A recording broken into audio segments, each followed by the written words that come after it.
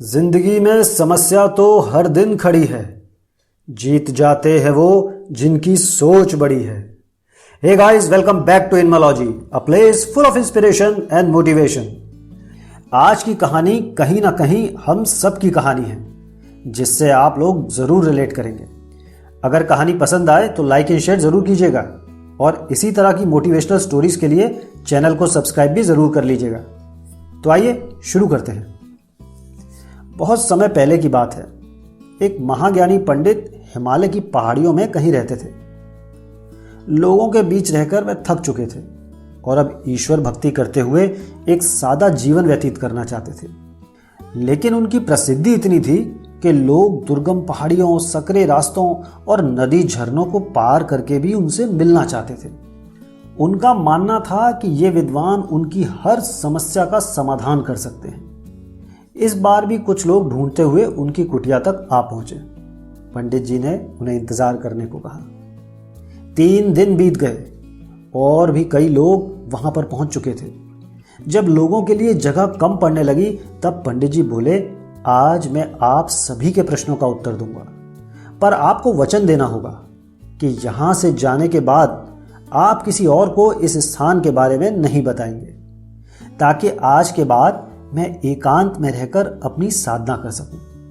चलिए अपनी अपनी समस्या बताइए। यह सुनते ही एक व्यक्ति ने अपनी परेशानी बतानी शुरू की, लेकिन वह अभी कुछ ही शब्द बोल पाया था कि बीच में किसी और ने अपनी बात कह दी। सभी जानते थे कि आज के बाद उन्हें कभी पंडित जी से बात करने का मौका नहीं मिलेगा, इसीलिए सब जल्द से जल्द अपनी बात सामने रखना चाहते थे। कुछ ही देर में वहां का दृश्य मछली बाजार जैसा हो गया और अंततः पंडित जी को बोलना पड़ा, कृपया शांत हो जाइए और अपनी अपनी समस्या एक पर्ची पे लिखकर मुझे दे दीजिए। सभी ने अपनी अपनी समस्याएं लिखकर आगे बढ़ा दी। पंडित जी ने सारी पर्चियां ली और उन्हें एक टोकरी में डालकर मिला दिया और बोले, इस टोकरी को एक दूसरे को दीजिए। हर व्यक्ति एक पर्ची उठाएगा और उसे पढ़ेगा। उसके बाद उसे निर्णय लेना होगा, क्या वो अपनी समस्या को इस समस्या से बदलना चाहता है। सबने पंडित जी की बात ध्यान से सुनी। हर व्यक्ति एक पर्ची उठाता, उसे पढ़ता और सहम सा जाता। एक एक करके सभी ने पर्चियां देख ली, पर कोई भी अपनी समस्या के बदले किसी और की समस्या लेने को तैयार नहीं हुआ। सबका यही सोचना था कि उनकी अपनी समस्या चाहे कितनी भी बड़ी क्यों ना हो, पर बाकी लोगों की समस्या जितनी गंभीर नहीं है। कुछ ही समय में सभी अपनी अपनी पर्ची हाथ में लिए लौटने लगे।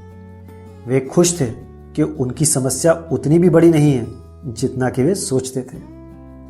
दोस्तों, ऐसा भला कौन होगा जिसकी लाइफ में एक भी प्रॉब्लम ना हो।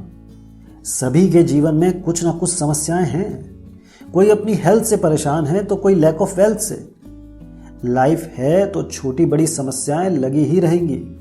ऐसे में दुखी होकर उसी के बारे में सोचने से अच्छा है कि हम अपना ध्यान उसके निवारण में लगाएं, और अगर उसका कोई सॉल्यूशन ही ना हो तो अन्य प्रोडक्टिव चीजों पर फोकस करें। हमें लगता है कि हमारी समस्या ही सबसे बड़ी है, पर यकीन जानिए इस दुनिया में लोगों के पास इतनी बड़ी बड़ी प्रॉब्लम्स हैं कि हमारी तो उनके सामने कुछ भी नहीं। इसीलिए ईश्वर ने जो भी दिया है उसके लिए थैंकफुल रहिए और एक खुशहाल जीवन जीने का प्रयास करिए।